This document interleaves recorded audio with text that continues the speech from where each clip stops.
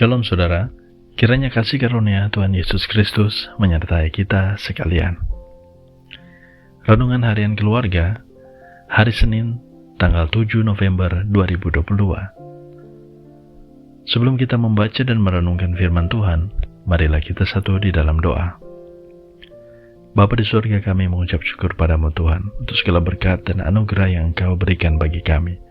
Terima kasih Tuhan Yesus. Saat ini sebelum kami memulai aktivitas kami hendak membaca dan merenungkan firman Tuhan. Kuasai kami dengan Roh-Mu yang kudus, buatlah kami mengerti apa yang menjadi kehendak-Mu dalam hidup kami. Terpujilah nama-Mu Tuhan, di dalam nama Yesus kami berdoa. Amin. Saudara-saudara yang dikasihi Tuhan, RHK hari ini mengangkat tema, menyembah Tuhan dengan benar. Adapun pembacaan Alkitab terdapat di dalam Keluaran 20 ayat 4-6. Saya bacakan buat saudara sekalian. Jangan membuat bagimu patung yang menyerupai apapun yang ada di langit di atas, atau yang ada di bumi di bawah, atau yang ada di dalam air di bawah bumi. Jangan sujud menyembah kepadanya, atau beribadah kepadanya, sebab Aku, Tuhan Allahmu, adalah Allah yang cemburu, yang membalaskan kesalahan bapa kepada anak-anaknya, kepada keturunannya yang ketiga dan yang keempat dari orang-orang yang membenci Aku.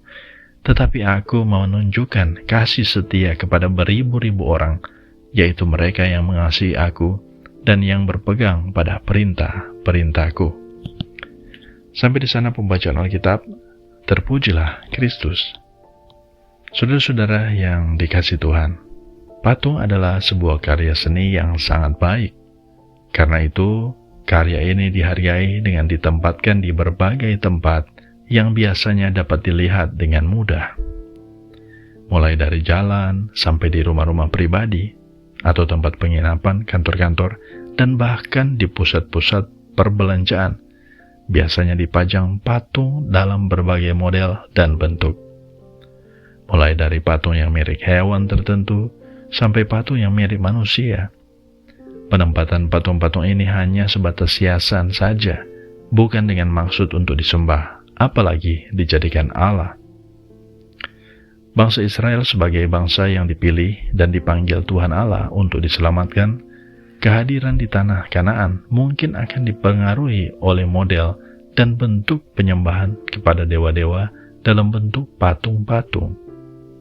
Patung dalam bahasa Ibrani adalah pesel, yang menunjuk pada patung pahatan dan juga patung tuangan yang dibuat dari batu, kayu, tanah liat, atau dari logam.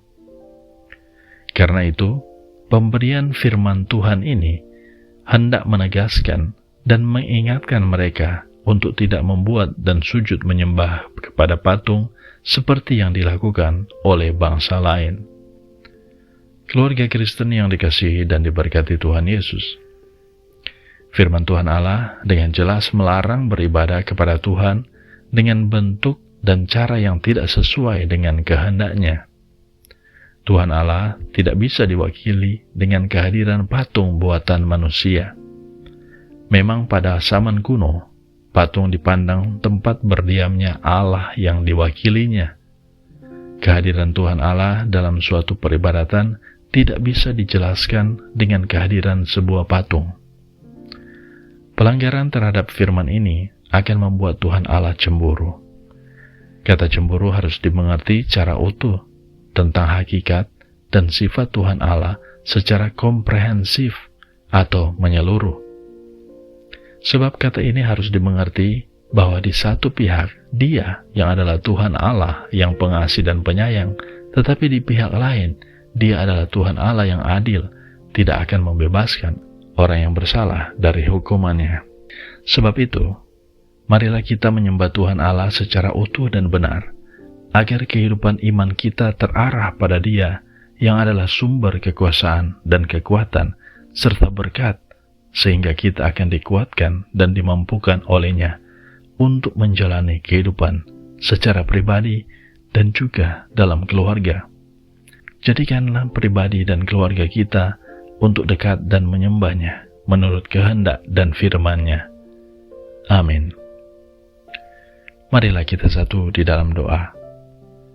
Ya Tuhan, tuntunlah kami untuk hidup dalam kuasa-Mu, dan mau menyembah-Mu menurut firman-Mu, serta hidup berpedoman pada kehendak dan rencana-Mu, agar hidup kami diberkati dan diselamatkan, sehingga nama-Mu dimuliakan. Amin.